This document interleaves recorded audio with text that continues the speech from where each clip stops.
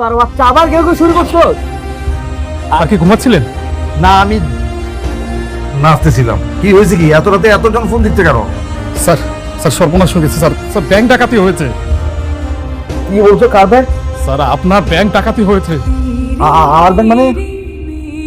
মন্ত্রী ব্যাংকে ডাকে তুই? কার? ব্যাংকে লুটপাট করে সব টাকা পয়সা নিয়ে গেছে স্যার। এইমাত্রই আমার কাছে খবর আছে স্যার দেখেছি স্যার। যারা স্কেচ করে তাদের ডেকে নিয়ে এলে আপনি তাদের চেহারার বর্ণনা দিতে পারবেন? পারবো না স্যার। পারবেন না মানে? কেন পারবেন না? স্যার সবাই তো বানর ছিল স্যার।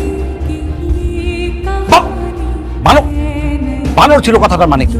বানরের মাস্ক পরা ছিল স্যার। আরে বাবা, আচ্ছা একজন বানরের মাস্ক করা ছিল। আরে বাবারে, ডাকাতি করতে তার একজন আসেনি, 5-6 জন এসছে। বাকিদের চেহারার বর্ণনা আপনি দিতে পারবেন? স্যার বানরের মাস্ক পরা একজনই ছিল স্যার, বাকি সবাই কালো কাপড় দিয়ে মুখ ঢেকে আছে। এতগুলো সিসি ক্যামেরা, প্রত্যেকটা লাইন কাটা, কেন আপনার সিকিউরিটির লোক ছিল না? তাহলে তারা কি করেছে? জি স্যার। কি জি স্যার? ও sir sir let me explain sir. Sir ওরা যখন এসছে স্যার, মানে ডাকাতগুলো যখন এসছে স্যার, ওরা প্রথমে উপরে গেছে, প্রত্যেকটা লাইন সুন্দর করে কেটেছে, আর নিচে নেমে ওই যে আমাদের সিকিউরিটি দুজন ছিল ওদেরকে স্যার শক্ত করে বেঁধেছে স্যার। মিটিং এর ব্যবস্থা করুন। মনে হচ্ছে কিছু বলবে, বলো। না মানে বলতে চাচ্ছিলাম কি, তুই তো স্মৃতিহারা ছিলি বাবা। হ্যাঁ, মাঝখানে তো অনেক কিছু হয়ে গেছে, এখন তো আবার আগের মতো ফিরে এসেছে। তোর আর ফাতেমার যদি আবার বিয়ে হয় তাহলে কেমন হয়? বিয়ে কখনো মানুষের জীবনে দুইবার হয় না, আর এটা তো একটা পবিত্র বন্ধন।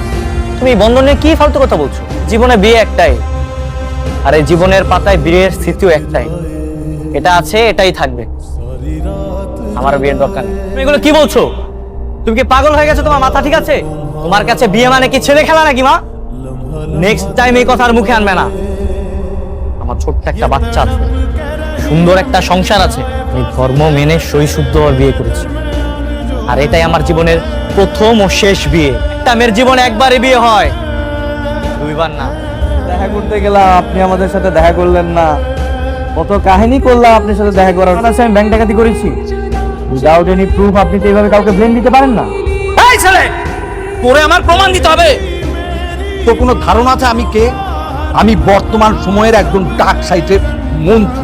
এই কুত্তার বাচ্চা, দীর্ঘ করতেছিস কেন? একদম চুপ। আর দেখছিস না মন্ত্রী সাহেবের সাথে আমি কথা বলছি। এই তুমি কি আমাকে তুমি কি ওইটা আমাকে বললে নাকি? ছি ছি ছি ছি মন্ত্রী সাহেব, আপনাকে আমি এগুলো কেন বলবো?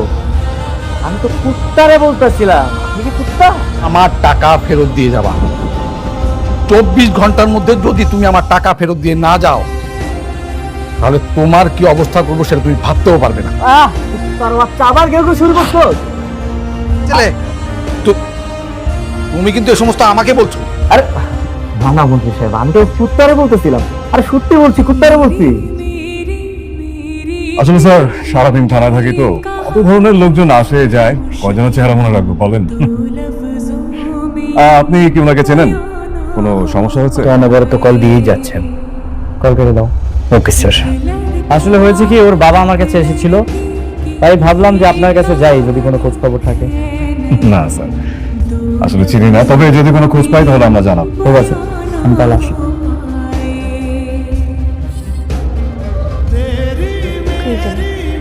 স্যার বলতে হয়। বল সেই জাত স্যার কোথায়?